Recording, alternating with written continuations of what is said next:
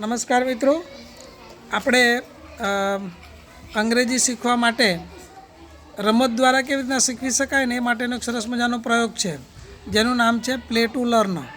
તો અહીંયા આગળ એક સરસ મજાની ચકેડી બનાવવામાં આવેલી છે. એની અંદર શું આપવામાં આવેલું છે? અંકો આપવામાં આવેલા છે 1 2 3 4 5 6 7 8 અને 9.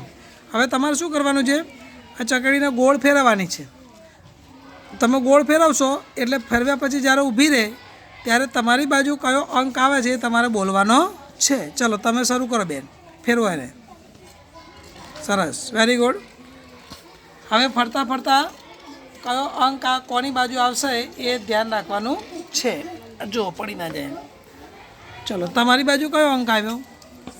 7, બરાબર. તમારી બાજુ 3. તમારી બાજુ કયો છે? 5. 5 નહીં, 5 અંગ્રેજીમાં બોલવાનું. તમારી બાજુ 1. સરસ, વેરી ગુડ. હવે તમે ફેરવો. ચલો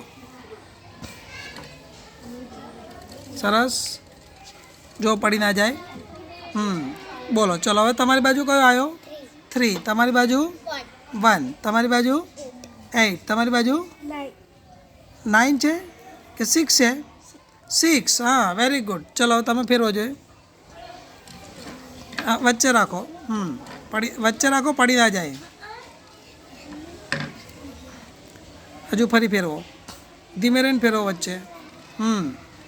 સરસ, વેરી ગુડ. ચલો બોલો. હવે તમારી બાજુ કયો આવ્યો? તમારી બાજુ કયો અંક આવ્યો? નહીં, બરાબર જુઓ. કયો છે? 6 નથી, એ આમ છે, 9 છે. તમારી બાજુ કયો આવ્યો?